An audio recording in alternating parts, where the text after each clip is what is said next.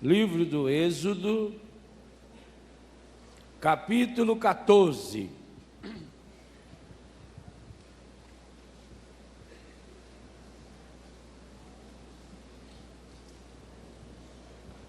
O povo de Deus, escravo no Egito,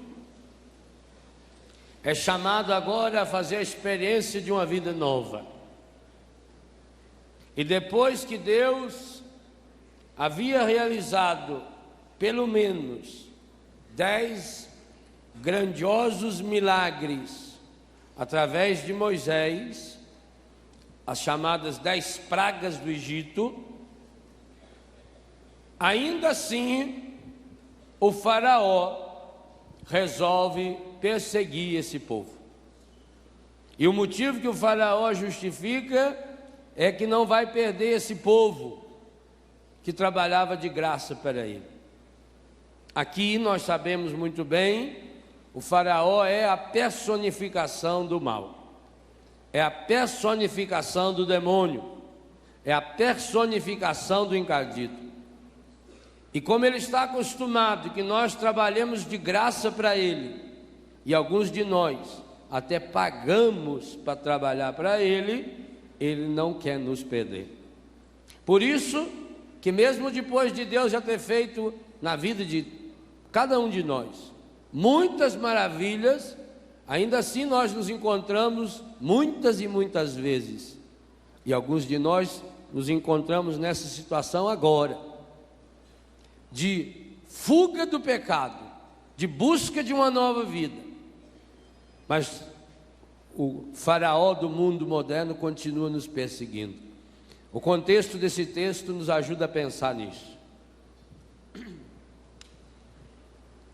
O versículo 6 do 14 diz: o faraó mandou preparar seu carro e levou com ele suas tropas. Escolheu 600 carros dos melhores e todos os carros egípcios. Então quantos carros tinha? 600 dos melhores. E ainda todos os carros dos egípcios. Nós não sabemos quanto, 1.000, 2.000. Tem uma preposição aí, e todos os carros egípcios, com homens de guerra em cada um deles. Então eram milhares. Versículo 9: puseram-se os egípcios a persegui-los e alcançaram-nos em seu acampamento à beira-mar. Quando os egípcios enxergaram os judeus, eles estavam lá na beira-mar. Estava longe ainda. Por exemplo, quando eu vou para o aeroporto de Florianópolis, logo que eu passo Tijucas, ainda faltam uns 40 quilômetros até Florianópolis, mas já enxerga Florianópolis. Você vai fazendo curva até chegar lá. Se você estiver no sul da Espanha e tiver um dia claro, do outro lado você enxerga o norte da África. Mas para atravessar aquilo, não sei quantas horas vai. De barco até que vai rápido, quer ver nadando. Então, quando aqui diz que eles alcançaram, é assim: eles viram eles lá na beira do mar, mas tinha ainda aí uns 30, 40 quilômetros. Aproximando-se o faraó, versículo 10. Os israelitas, ao levantarem os olhos, portanto, teve que olhar lá longe, estava longe ainda, viram os egípcios que vinham ao seu encalço. O que significa essa palavra? Em pé? Não, já falou que está de carro. Que vinha lá atrás deles. Eles não estavam lá fazendo piquenique, não. Eles não tinham ido fazer veraneio. Eles não estavam levando uma tula para passar um dia na praia, que nesse povo que aluga ônibus passa o dia inteiro lá na praia, comendo frango e larga aqueles ossos tudo lá na praia. Não passa nem bronzeador, não, eu quero voltar moreninho. Voto vermelho feito pimentão. viram os egípcios que vinham ao seu. O bicho está vindo na nossa direção. E o que aconteceu com eles? Segunda parte do versículo 10. Foram tomados de espanto. E o que fizeram? Invocaram o Senhor, clamando em alta voz. O que significa isso? Eles ficaram desesperados. Pensa bem, viu uma multidão daquela, o próprio faraó lá, o povo de Deus andando a pé, com alguns camelos velhos, carregando as tranqueiras, a velharada e as gordas que não aguentavam andar. E isso acabava ainda com os camelos mais ainda. E lá atrás o faraó, dele tinha 600 carros, mas os carros tudo dos egípcios. Eles ficaram tomados de espanto. Invocaram o Senhor clamando em alta voz. Clamaram a Deus e disseram o que para Moisés? Versículo 11. Aqui está a oração que o católico mais e melhor sabe fazer. Não havia, porventura, túmulos no Egito, para que nos conduzisses a morrer no deserto? Por que nos fizeste isso, tirando-nos do Egito? Não te dizíamos no Egito, deixa-nos servir os egípcios, é melhor ser escravo dos egípcios do que morrer no deserto. Meus irmãos e minhas irmãs, essa frase para mim é obstáculo número 1 para que experienciemos milagres. Nessa oração, os nossos antepassados mostram aquilo que nós também vivemos. Diante do problema, diante de um desafio, diante de uma dificuldade, a gente se desespera, a gente invoca clamando Deus, clama de Deus e reclama dos outros, e começa a olhar para trás. Veja como é que o demônio pode fazer isso na cabeça dos egípcios. Eles estavam vendo que o faraó e os egípcios estavam vindo no encalço deles. Eles tinham sofrido a vida inteira. O começo do Êxodo diz que Deus ouviu o clamor do povo. Eles não aguentavam mais, eles estavam sofrendo feito uns condenados. Eles tinham perdido a dignidade de pessoa, eles tinham perdido a dignidade de gente. Eles não podiam mais ter filhos. Quando nascia uma criança desse, o que tinha que fazer? Matar, eliminar as crianças.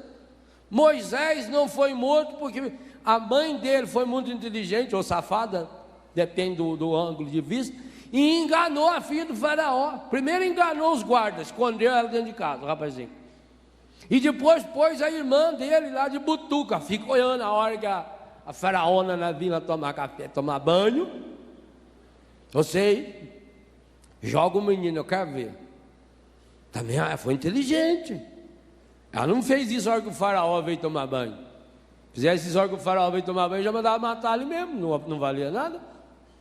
Então, um povo que tinha perdido a dignidade, um povo que trabalhava escravo e que tinha inclusive que produzir sem receber material, um povo que vivia de migalhas. E o que esse povo está dizendo agora aqui na hora da raiva para Moisés, na hora da raiva, não, na hora do medo, no versículo 11 e 12, nós queríamos ter ficado lá. Por que não deixou nós lá? Será? Talvez essa seja uma boa pergunta de Jesus. Será que que você, verdadeiramente queremos que um milagre aconteça em nossa vida? Será que nós também não estamos morrendo de saudades do Egito que nós já vivemos? Muitos de nós aqui queremos ser curados sem mudar de vida. Muitos de nós aqui queremos ser curados para a gente ter saúde, para continuar pecando. É como um sujeito que é especialista em matar os outros. Ele tem uma espingarda daquelas chique, que tem uma luneta em cima, e ele ganha por cabeça. Cada um que ele elimina, ele ganha 100. Aí ele começa a ter problema no olho, ele não está enxergando mais, está dando uma catarata no olho. Aí ele faz uma promessa para Santa Luzia: olha, Santa Luzia, se eu curar meus olhos, de cada um que eu matar, eu vou dar R$30 para calção nova. Piada? Será que a gente não faz isso? Na prática, nós queremos ser curados para continuar pecando. Por que eu quero que Deus me cure? Para eu continuar vivo. Oh, que inteligência! Mas continuar vivo fazendo o quê? Sabe por que muitos de nós não somos curados? Porque nem na pior doença a gente mudou. O Dr. Roque Savioli está aqui, médico especialista, sabe disso, especialista em medicina e milagre, sabe disso. A coisa mais difícil que existe é mudar o comportamento de um adulto. Dificílimo. E eu estou falando de coisas bem simples. O médico fala para você: você não pode mais comer açúcar. Quantas velhas acordam de noite? Velho também, moço também. Acorda de noite escondido para saltar a geladeira.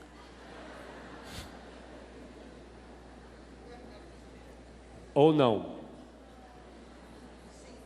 A gente chega assim, pega, de repente já está lá na boca assim, sono.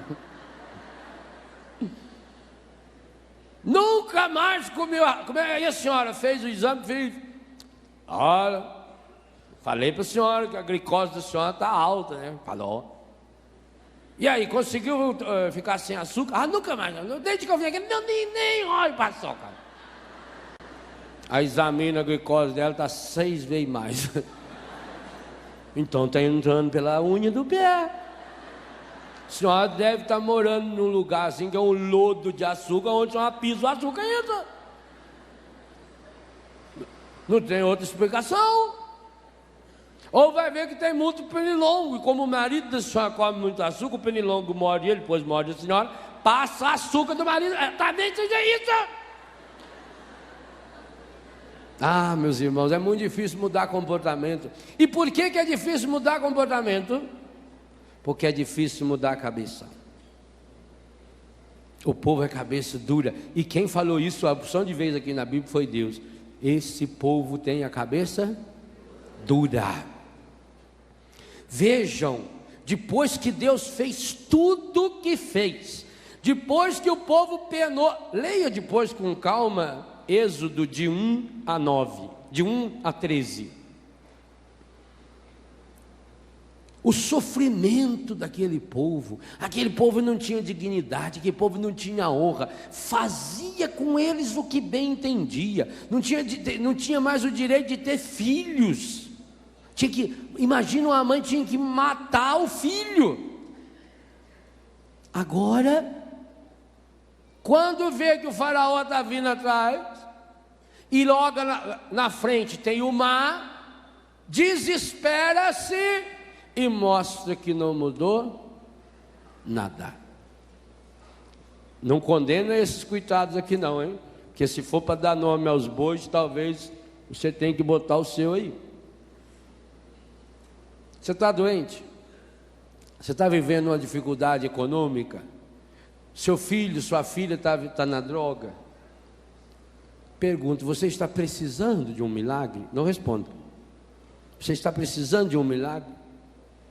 Então você precisa fazer a seguinte pergunta nesse acampamento: o problema que eu estou vivendo, 3 pontinhos para você escrever qual é ele: doença física, psíquica, afetiva, espiritual, econômica, comunitária, social, o que for, seja lá o que for que você estiver vivendo.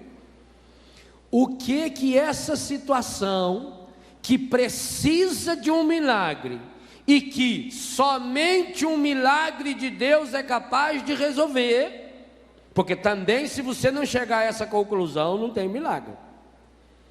Enquanto você achar que existe uma saída humana, esqueça, Deus não faz milagre.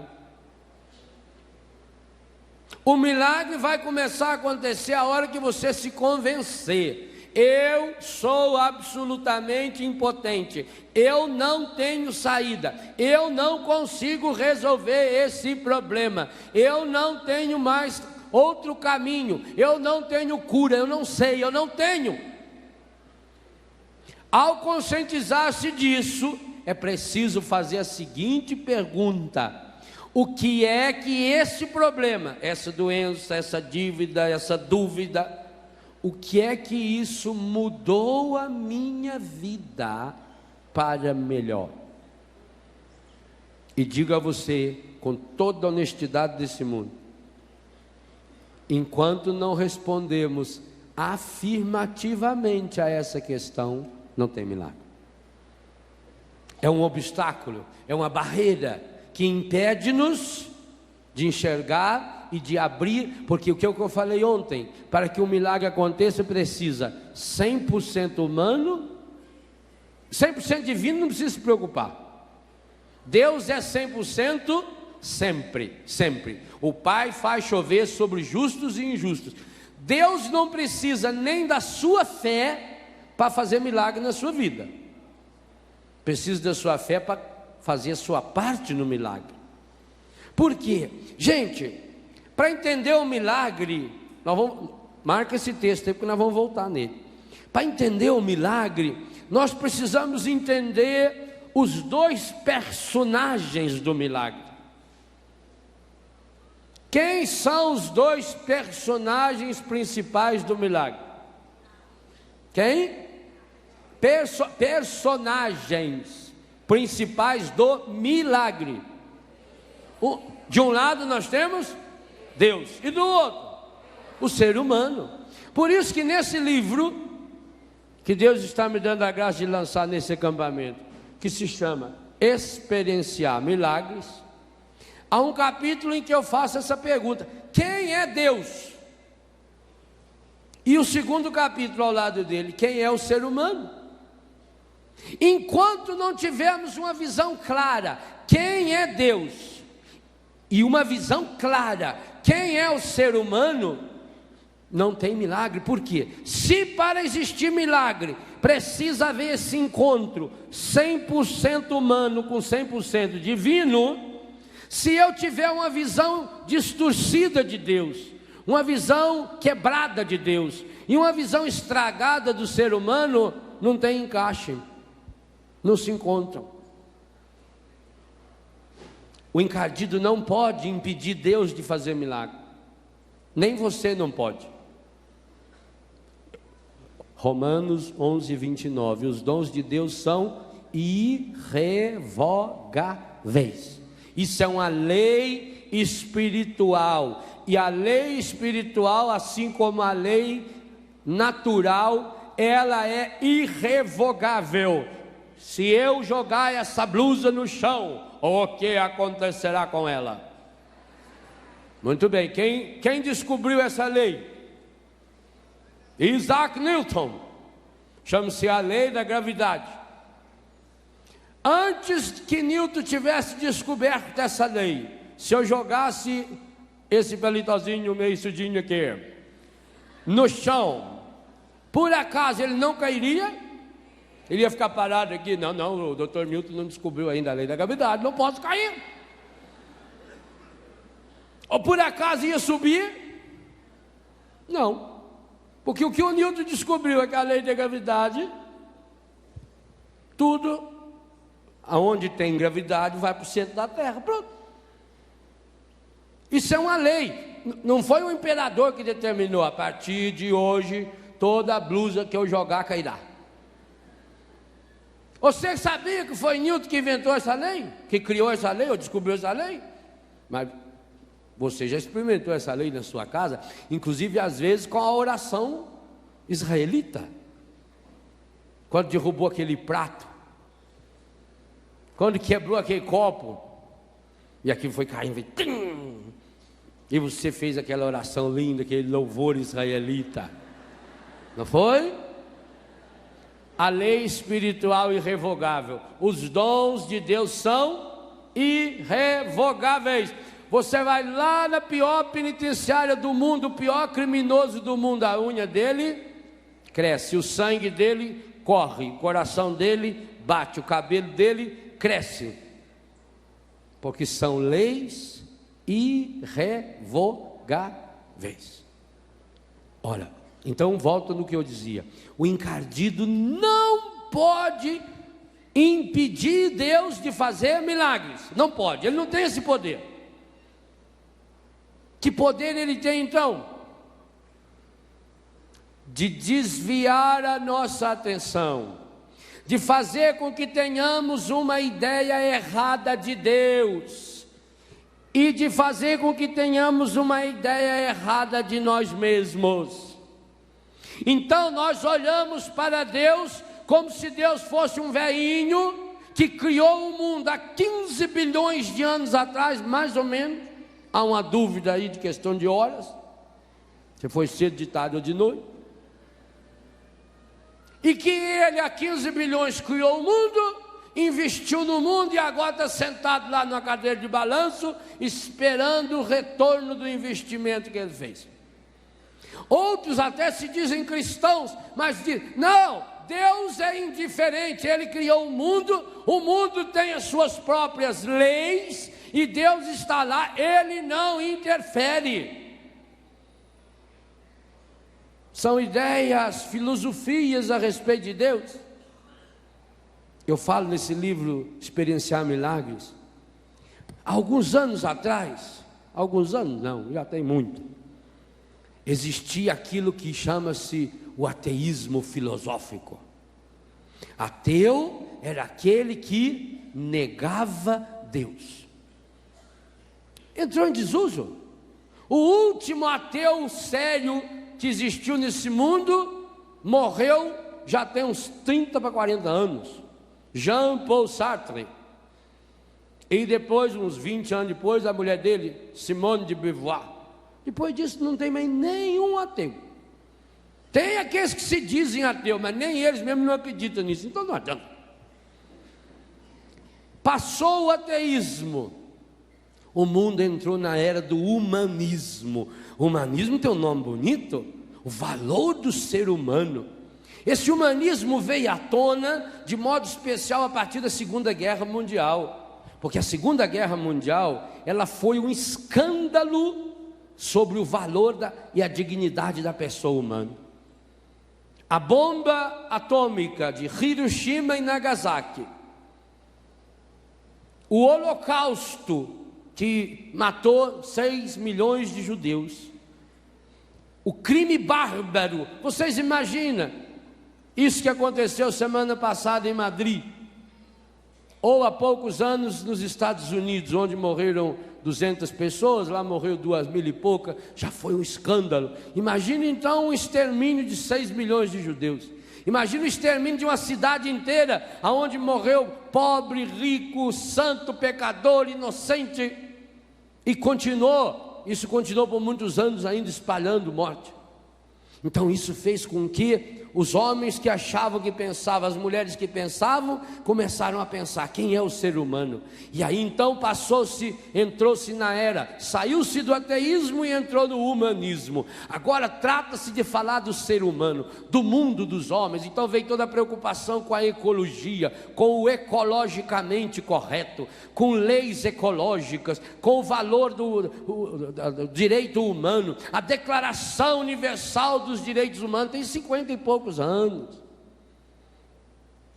E começou-se a pensar no valor do ser humano como senhor da sua história. E isso levou pelo menos mais uns 20, 25 anos, até que o mundo começasse de fato a dar um passo concreto. Já que o ser humano é senhor da sua história, o ser humano é livre, então nós somos contra toda forma de absolutismo. A começar do absolutismo político, caíram-se as grandes potências absolutistas. Nasceu a democracia. Quantos de nós aqui no Brasil assistimos às diretas já?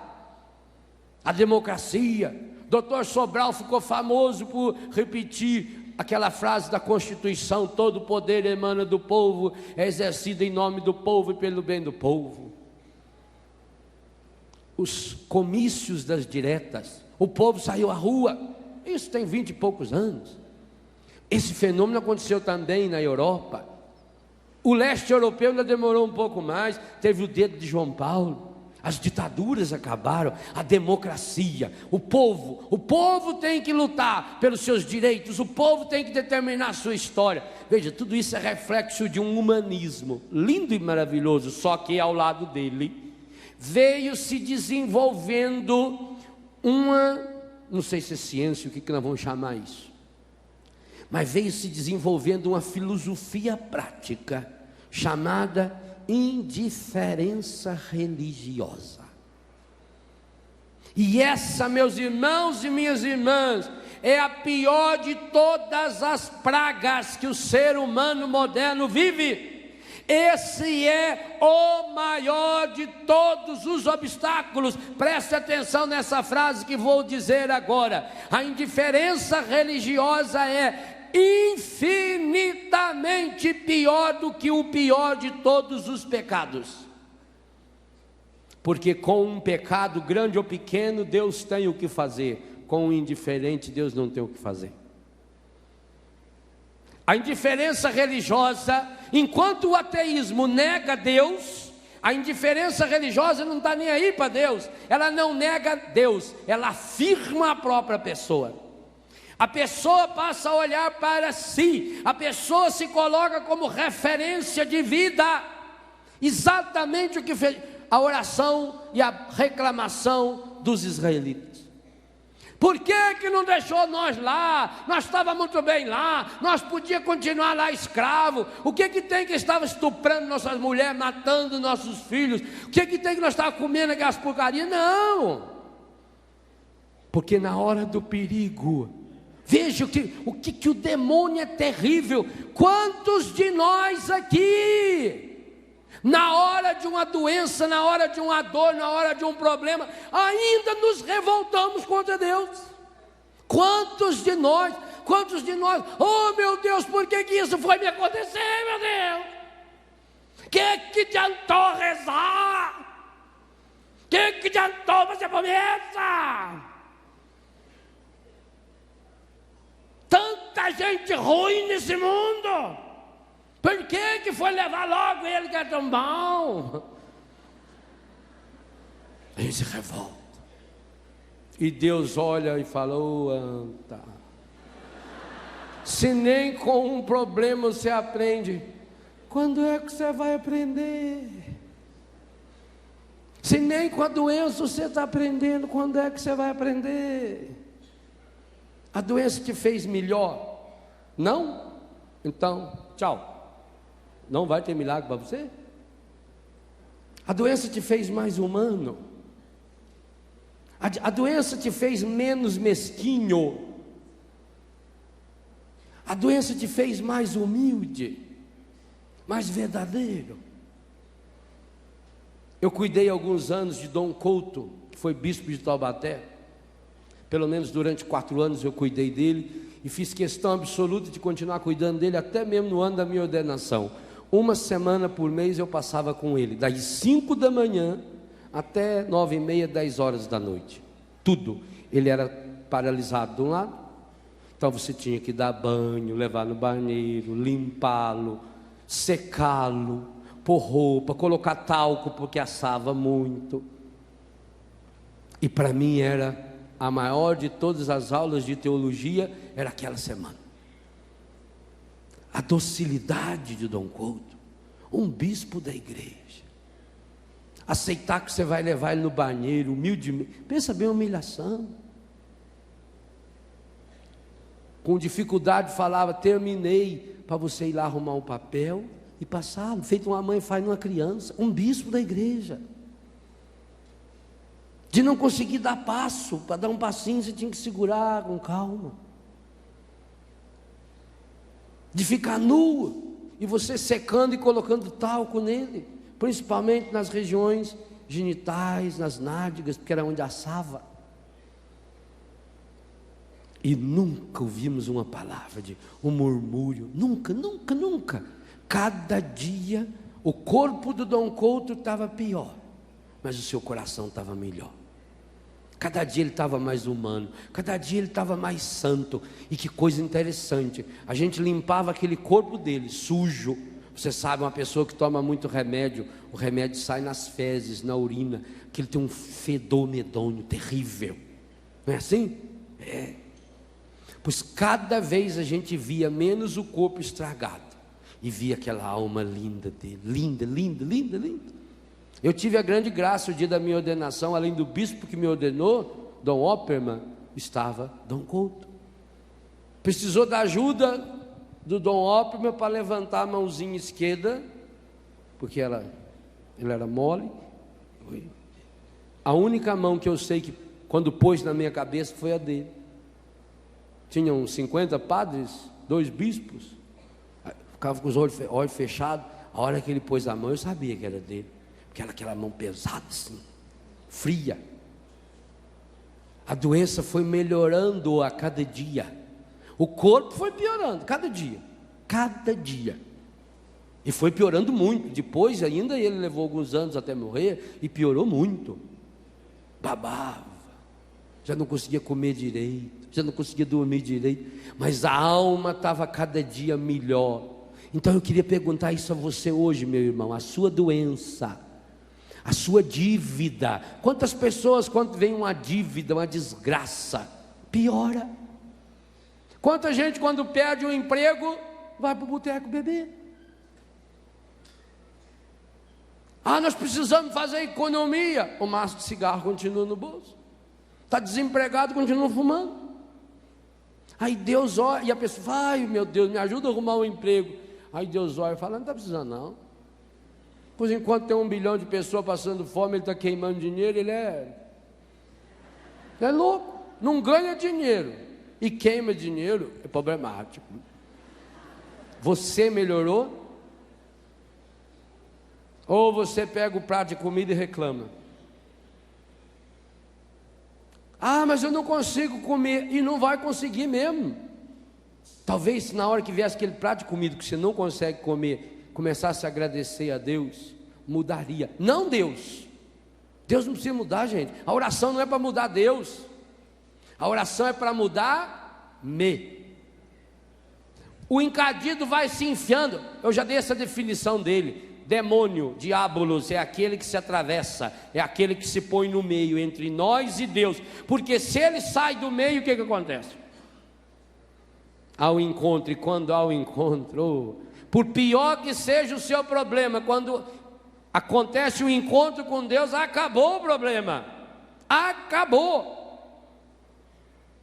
Mas padre, aquela pessoa paralítica foi naquele encontro, ela tinha certeza que seria curada, saiu de lá na cadeira de roda, muito bem, mas o milagre que aconteceu naquela pessoa, não tem cientista suficiente nesse mundo para comprovar. Quantas pessoas foram no encontro de cadeira de roda, voltaram na cadeira de roda, só que agora voltaram voando, porque voltaram com a alma, ganharam uma alegria que Prozac nenhum nesse mundo resolve. Não existe cientista suficiente nesse mundo, e eu tenho um capítulo especial nesse livro, Ciência e Fé. Não existe cientista suficiente nesse mundo para comprovar a causa da alegria que nasceu no coração dessa pessoa. É uma alegria que ninguém mais tira. Pior ainda, a doença aumentou, agora além de estar na cadeira de roda, teve que cortar um pedaço do pé, um pedaço da perna, amputou a outra perna. Vão cortando a pessoa, parece que o encardido vai alastrando, porque essa é uma área dele. Ele vai cortando, ele tira um pedaço da perna da pessoa, tira um pedaço do... Quanto mais ele tira, mais leve a pessoa fica para ir para o céu, mais a pessoa se alegra, mais a pessoa ganha uma força. Você vai lá para consolar a pessoa, é a pessoa que consola você. Você vai lá para levar uma palavra para essa pessoa, é essa pessoa que lhe dá uma palavra de estímulo. Vai em frente, não desista, tenha fé em Deus, meu irmão. Esse é o grande milagre. Esse milagre não tem ciência no mundo, não tem instrumental no mundo. Gente, os maiores milagres que acontecem em Lourdes não são essas 3 para 6 mil curas espetaculares, esses 65 milagres comprovados pela Junta Médica Internacional. Os grandes milagres é aquele que a medicina não enxerga, é aquele que a ciência não consegue mensurar. É essa alegria interior, essa força interior, essa disponibilidade interior, é essa alegria que a pessoa ganha, essa capacidade que a pessoa tem de acolher os outros, de amar, de semear esperança, de semear alegria. E é essa área que nós precisamos experienciar com urgência, para que os outros milagres aconteçam. Oh, meu irmão, minha irmã, os grandes males desse mundo não foram provocados por cegos, coxos, paralíticos, mudos, surdos. Foram provocados e continuam sendo provocados por homens e mulheres que andam, que falam, que têm poder de apertar botão, que com um telefonema é capaz de determinar uma guerra.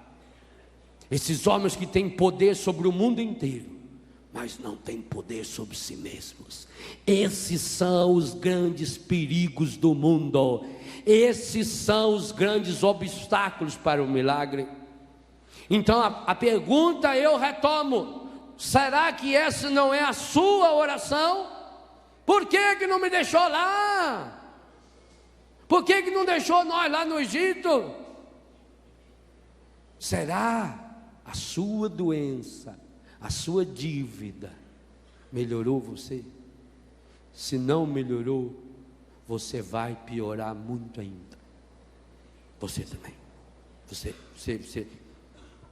Mostra para mim assim, fala, você, Léo. Isso, que aí nós estamos 1 a 1. 1 a 1 não, que vocês são a maioria e ganham. Se eu não melhorar com a minha doença, com os meus problemas, eu vou piorar muito. Muito. E para você também.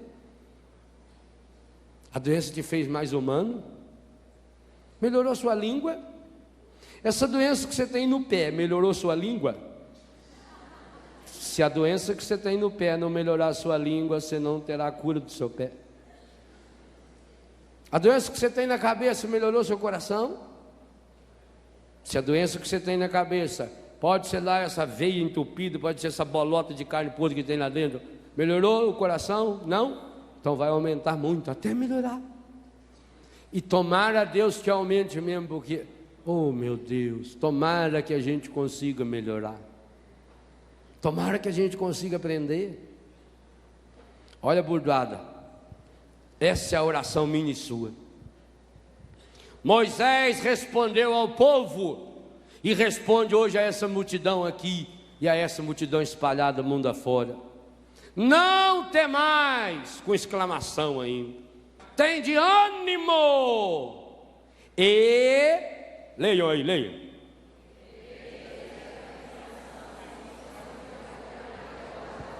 Que dia o Senhor operará essa libertação? Hoje, que dia? 20 de março, primeiro dia do outono brasileiro. Às 3h49 da manhã começou o outono. Não sei quem ficou olhando lá para ver se está vindo, tá chegando, o outono está chegando, marca aí. Mas chegou, hoje é outono. Lá na Europa já é primavera. Lá é amanhã, eles são um pouquinho atrasados que é nós, só amanhã começa lá. Hoje. Mas para que o Senhor possa operar, não não tende ânimo. Levanta, sua anta, saia desse buraco. Da música, levanta, anta. Você podia fazer, Ricardo. Levanta, anta. Depois pode cantar em inglês.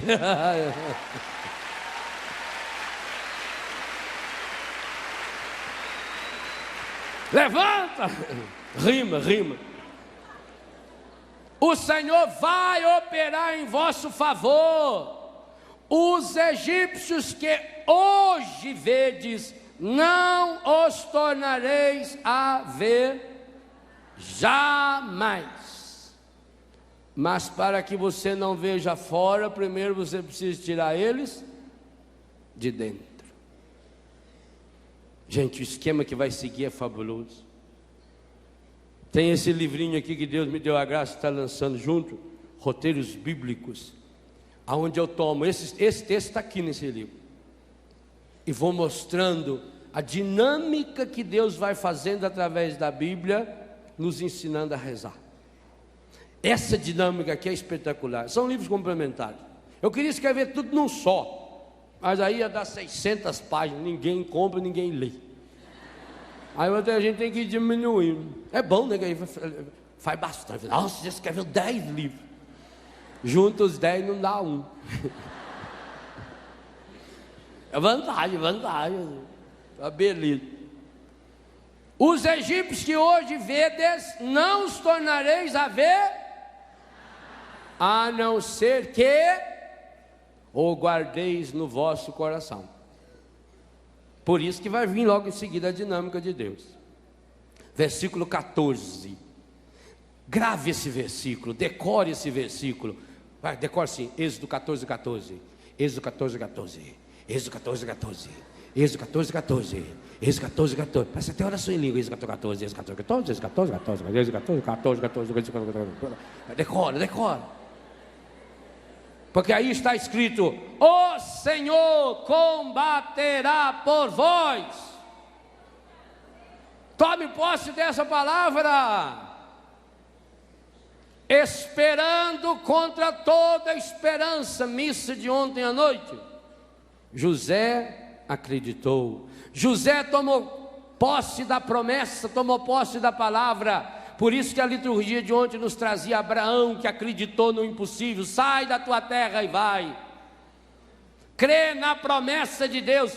Eu creio nas promessas de Deus. Nós cantamos isso, até cantamos muito afinadinho, mas não acreditamos. Tome posse dessa palavra. Êxodo 14, 14. O Senhor combaterá. Combaterá é brigar. Deus está brigando com o encardido por minha causa e por sua causa. Mas acontece que na maior parte das vezes você está dando instrumento de luta para o demônio, porque o guarda dentro de si. Por isso que é cura e libertação. Sem libertação não tem cura. Está em Atos dos Apóstolos, capítulo 10, verso 38, quando Pedro diz: Jesus de Nazaré, passou fazendo o bem, curando todos aqueles que eram dominados pelo demônio. Sem libertação não tem cura. Eu falei ontem, sem limpar o machucado não adianta nada botar remédio. Primeiro tem que limpar, raspar, secar. Senão não tem como. Senão nem enxerga onde está o problema. O Senhor combaterá, combate, é guerra. Quanto a vós, nada tereis a fazer, nada. A começar de não ficar murmurando. Versículo 15. Quem falou isso foi Moisés. Agora vem Deus falando. O Senhor disse a Moisés: por que clamas a mim? Por que será que Deus fez essa pergunta para Moisés? É como se Deus estivesse dizendo: olha para trás, Moisés. Você já esqueceu tudo que você fez, sua anta? A sua bengala virou uma cobra. Você entupiu o terreno todinho do Egito, do faraó, de rã, rapaz. Você transformou o Nilo em água vermelha. Agora está aí gaguejando. Ele não dá o jeito, rapaz. Sai dessa, Moisés. Dize aos filhos de Israel que... Está escrito o que aí? Que se ponha a caminho. Para de reclamar, para de ficar lá murmurando, para de ficar olhando para trás. Há dois lugares que a gente olha muito quando a gente está doente, quando a gente está com problema. Ou a gente olha muito para trás, ou a gente olha muito para dentro da gente. E fica, por que isso? Por quê? Por quê? Morre, filha da mãe! Que se ponha a andar. Deus está dando essa ordem. É muito simples falar, não é não? Só que tinha um probleminha. Atrás, de longe, uns 40 quilômetros, via o exército do faraó com cavalo, cavaleiro, carro, automóvel, ônibus, trator. E na frente tinha um pequeno obstáculo. O mar. Caminha. Eu gosto de Deus, Ele é joia demais. Você, Moisés, faz o serviço, rapaz. E tu, levanta a tua vara, o cajado. Eu imagino que Moisés estava se segurando no cajado para baixo, coçando a barba, assim,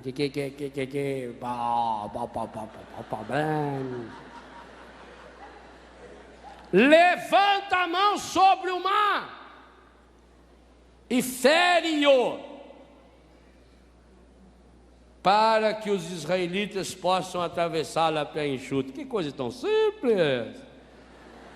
Está na mão de Moisés. Levanta o cajado, levanta a cabeça, põe a caminho, fere o mar. Ao menos põe, Moisés, ao menos dá uma chance. Entra no mar, senão não tem como abrir.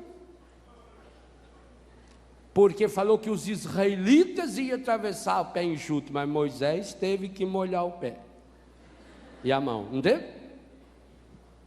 Alguém vai ter que molhar o pé e a mão para que você possa atravessar esse mar a pé enxuto. Versículo 19. O anjo de Deus, que marchava à frente do exército dos israelitas, mudou de lugar e passou para trás. Eu acho isso espetacular. Oh, meu Deus, eu não estou vendo mais o Senhor. Por que, Senhor, que na hora dessa dor, por que na hora dessa angústia eu não enxergo o Senhor? Ele está aqui atrás. Eu estou aqui, suada. Eu estou segurando aqui as andas maior lá. Por isso que ele se pôs para trás. O anjo de Deus que marchava à frente. O que adiantava ele marchar à frente? Agora o povo parou, empacou. Burro empacado, quanto mais você dá nele, mais ele empaca.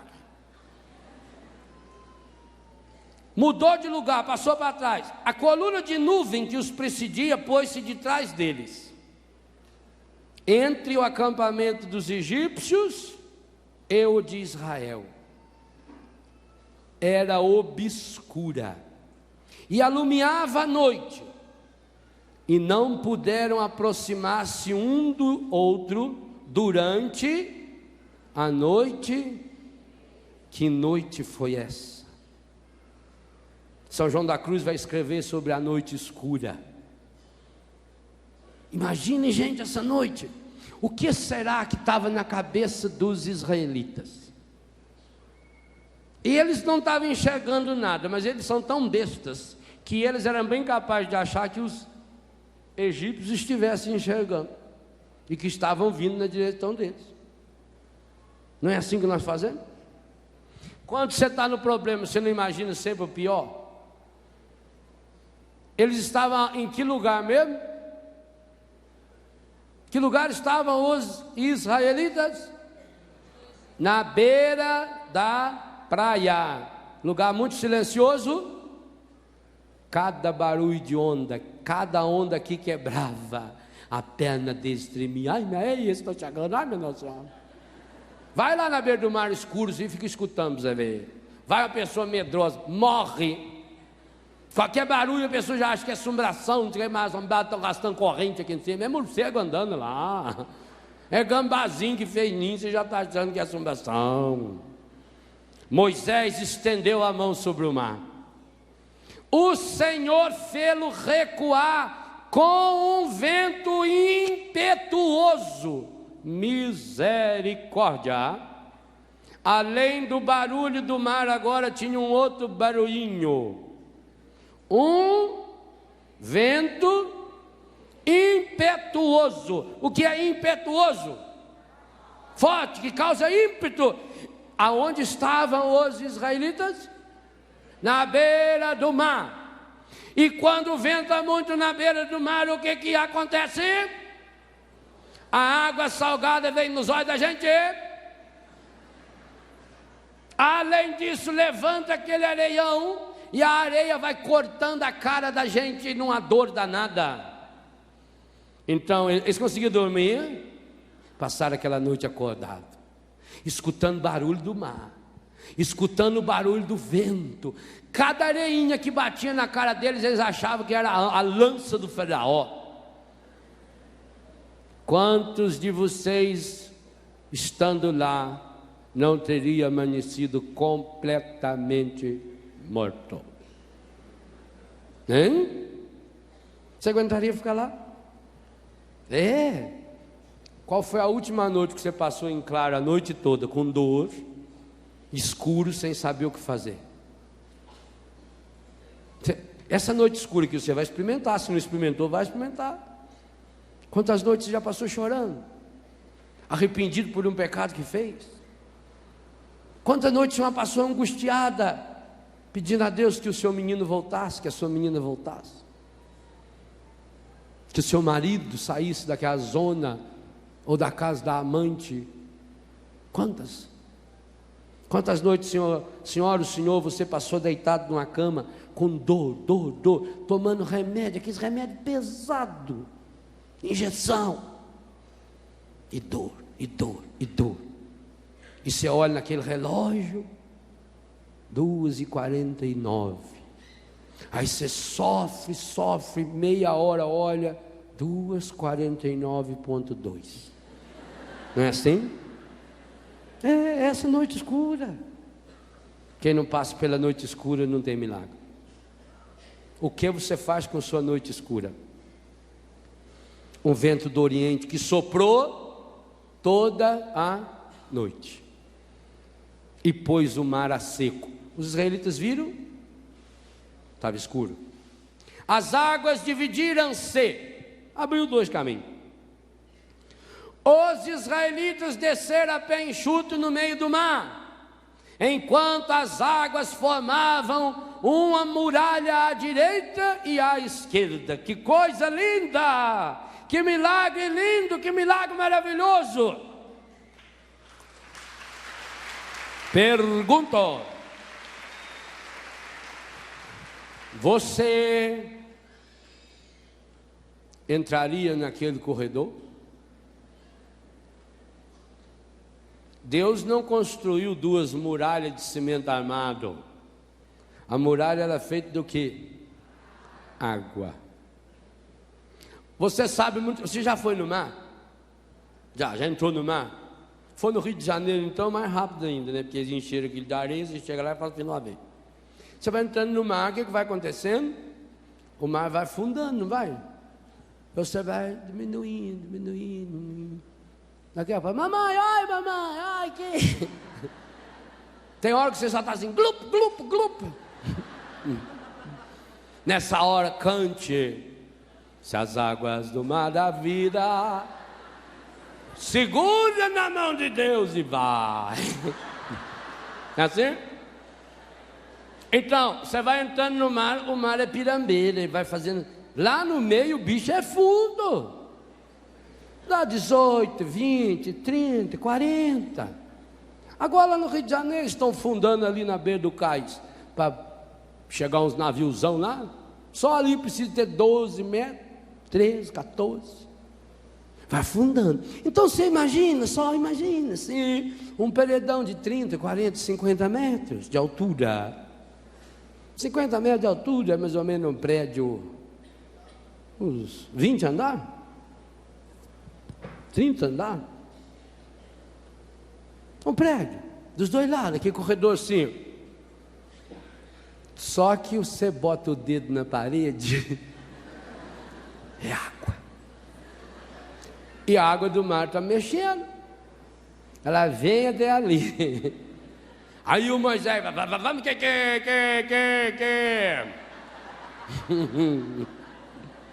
Aí você entra.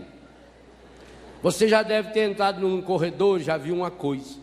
Quando você está mais ou menos no meio do corredor, você olha, você tem a impressão que ele está fechando. Não tem? E aí você olha para trás, tem a mesma impressão que ele está. Aí meio desesperado, fala assim, você já notou? Parece que está ficando mais estreito lá na frente. Está parecendo isso. Olha para você dar a impressão que a água está mexendo. Lá parece que está até meio fechada, é mesmo. Mas não quer falar nada não quer ser pessimista. Parece que lá atrás já fechou. Isso não? E agora? Pergunta de ontem, e agora, José? O que você faz? O que você faz? Nada. Nada. Você está lá. Não tem outra coisa a fazer a não ser nada. Qual é a única coisa que o morto come? O vivo, se comer, morre. E Deus não come nunca. Nada. Então, se você está lá também, não faça nada. Deixa Deus conduzir você. Meu irmão, minha irmã, se fosse hoje para acontecer esse milagre, você entraria naquele corredor aquático? Eu vou confessar a vocês com toda honestidade da minha vida. Se não me arrumasse uma roupa de mergulhador, um navio muito caprichado, com a boia, uma vez lá na praia, queria que eu pulasse lá no mar. Se não me arrumasse uma boia que eu vesti, fiquei um espetáculo, aquele negócio, aquele colete estopado, quase morri só de pular ali. Eu não iria. Você iria? Eu não. Você pode treinar aqui perto, aí no Paraíba hoje, no almoço, você desce aqui, vai lá.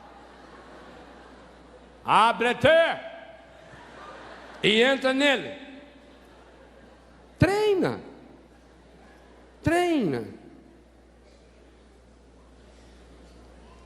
Se nós não tomarmos posse do milagre aqui dentro, em primeiro lugar, o milagre precisa acontecer no meu coração.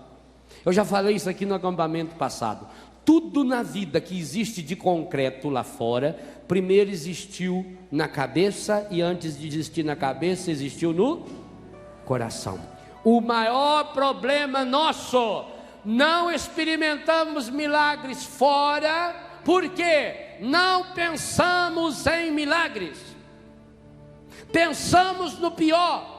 Pensamos na desgraça, pensamos que nada vai dar certo, pensamos que tudo vai dar errado, e ficamos julgando, fazendo que nem os israelitas, jogando a culpa, porque você tirou nós de lá, Moisés. Ora, gente, o Moisés tinha condição de pegar à força 600 mil pessoas e pôr eles para ir no deserto? Foram porque quiseram aquelas andas. Ninguém é culpado pelo mal que você está vivendo, não. Pare de culpar pessoas, pare de culpar a sua família, pare de culpar o passado. Pense no milagre em primeiro lugar. mas para pensar nesse milagre, gesta o milagre. Exupéry dizia: só se vê bem com o coração. E eu completo nesse livro Experienciar Milagres: só se vê milagres com o coração de Jesus. Enquanto não chegarmos a enxergar com o coração, é preciso ir além da razão.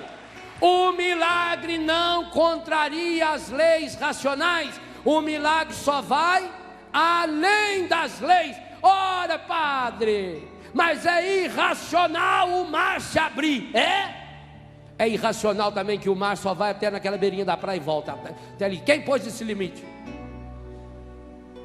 Não é irracional também? O milagre não contraria a razão, ele vai além da razão. O milagre não contraria a ciência, ele vai além da ciência. A ciência procura as causalidades. A ciência trabalha com a causalidade, com as causas do problema. A fé trabalha com a finalidade. Ela olha para o fim, ela olha para longe, ela olha para a meta, ela olha para onde Deus está me chamando. E eu queria dizer a você com todas as forças do meu coração: hoje, no calendário de Deus, é o dia que Ele marcou para realizar grandiosos, maravilhosos, espetaculares, estupendos milagres na minha e na sua vida. Por isso é preciso que você faça o que esse povo fez. Levante, avante, coragem, não olhe mais para trás. Lance fora tudo que você já lançava aqui na oração da manhã, toda a renúncia que você já fazia. Você fez essa renúncia com a sua inteligência. Você acompanhou a Salete, você falava com a sua boca, você pensava com a sua inteligência. Agora é preciso que você comece a lançar fora essas contaminações estragadas com o seu coração. Se você não vê com o coração, você não enxerga o essencial. Se você não enxergar com o coração de Jesus, você não enxerga milagres. Então diga hoje para Deus: eu quero enxergar milagres, eu quero tomar posse do milagres.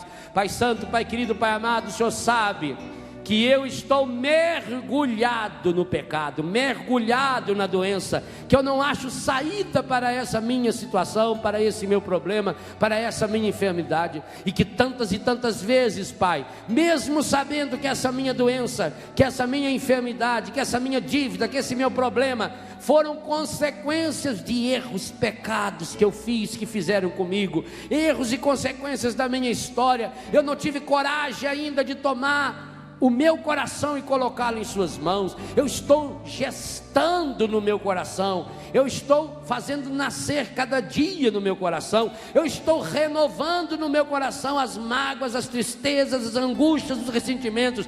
Senhor, eu quero me confessar nessa manhã de que a minha doença está me transformando numa pessoa pior, a minha doença está me transformando numa pessoa insuportável, a minha doença está me transformando numa pessoa amarga, a minha doença está me transformando numa pessoa cada dia mais dolorida, a minha doença está me impedindo, ó Pai, de enxergar que o Senhor até hoje está cuidando de mim, cuidando da minha vida, e que eu não tenha coragem de abrir-me porque estou fechado. Senhor, por tua misericórdia, o Senhor abriu o mar para esse povo passar. Abra os meus olhos, Senhor, abra os olhos do meu coração, Senhor. Eu preciso de milagres, e para experienciá-los eu preciso enxergar milagres, eu preciso acreditar nos milagres, eu preciso ajudar a construir esses milagres. E eu quero, Senhor, eu estou aqui porque eu quero, Senhor, porque eu preciso, Senhor, eu necessito, Senhor, mas eu não quero ser egoísta. Por favor, coloque-se de pé.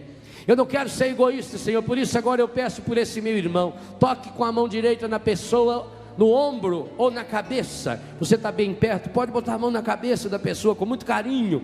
Coloque a mão na cabeça dessa pessoa que está do seu lado. Se você não sabe o nome, pergunte e ore por ela agora, pedindo: Pai santo, Pai querido, Pai amado, em nome de Jesus, no sangue dele, na força dele, eu suplico agora por esse meu irmão, por essa minha irmã.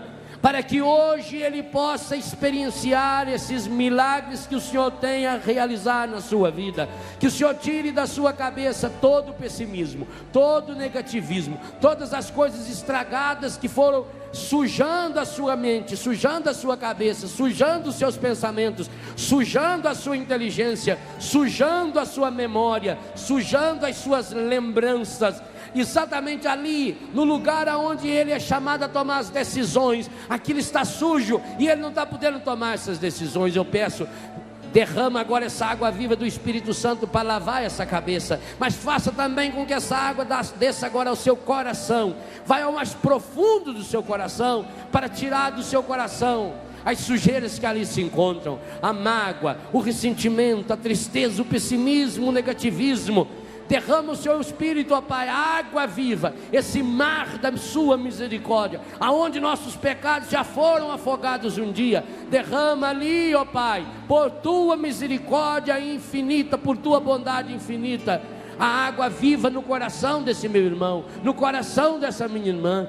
Nós ao colocarmos as nossas mãos, ó Pai, sobre esse irmão que está aqui do nosso lado, nós também queremos que a sua mão misericordiosa chegue agora ao coração dessa pessoa, desse irmão, dessa irmã que está nos assistindo pela televisão, ouvindo pelo rádio, nos vendo pela internet, ouvindo pela internet.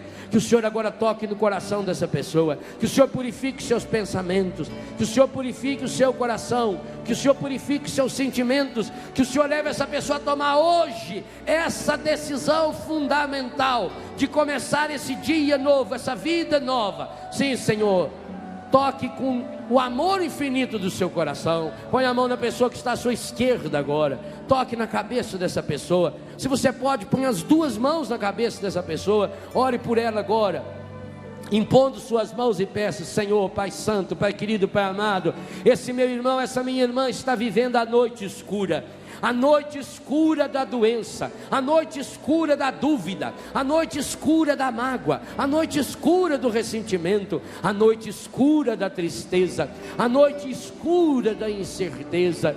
E pior que nessa noite escura, além de não enxergar nada, essa pessoa escuta os barulhos do mundo, as notícias negativas, o barulho da fofoca que fica ressoando no seu ouvido, o barulho das notícias ruins que ficam ressoando no seu ouvido, e além disso elas sentem a areia e a água que se joga no seu rosto. Quantas dessas pessoas, ó Pai, deitadas em sua cama, ou no sofá da sala, ou prostrada no chão, num tapete, passe essa noite escura, a noite escura da dúvida, da angústia, da tristeza, a noite escura do pecado, a noite escura da droga, a noite escura da pornografia, a noite escura da prostituição. Oh Pai Santo, Pai querido, Pai amado, nós sabemos que durante essa noite escura o Senhor já está abrindo esse mar, o Senhor já está operando esse milagre, o Senhor já está dividindo essas águas. Então agora nós suplicamos, ó Pai, que esse meu irmão, que essa minha irmã tenha força, tenha coragem para lançar-se por completo, tenha força e tenha coragem para mergulhar inteiramente nessa água, para deixar-se conduzir por essa água e para chegar do outro lado, Senhor, aonde se discute na vitória, a vida plena, a terra prometida que precisa ser construída, conquistada a cada dia. Pai Santo, Pai querido, Pai amado, põe agora a mão no seu próprio coração. Pai Santo, Pai querido, Pai amado, eu peço agora, e essa é a grande graça que lhe peço nessa manhã, a força e a coragem para enxergar o essencial, a força e a coragem para enxergar o milagre com os olhos do coração do seu Filho Jesus, a coragem de dar o seu passo, esse passo, porque eu quero, Senhor, eu estou decidido, eu necessito, eu preciso, eu quero, e hoje eu estou disposta a dar esse passo. Eu estou dando esse passo agora, Senhor. Eu entro, Senhor, no corredor que o Senhor abriu para mim e peço: conduza-me, Senhor, impulsiona-me, Senhor, ajuda-me, Senhor, a atravessar esse vale escuro, ajuda-me, Senhor, a atravessar esse túnel. Ajuda-me, Senhor, a sair da solidão. Meu irmão, minha irmã, se aquele israelita tivesse sozinho, ele não atravessaria esse mar. Se aqueles israelitas tivessem outra saída, eles não entrariam no mar. Mas quando viram que não tinha outra saída, porque se voltassem, o exército estava lá esperando, só tinha aquela saída aberta por Deus. Assim também hoje, peça essa graça, a graça de se convencer: eu não tenho outra saída. Eu não posso voltar mais para aquela vida que eu vivia. Eu não posso mais voltar para o meu pecado.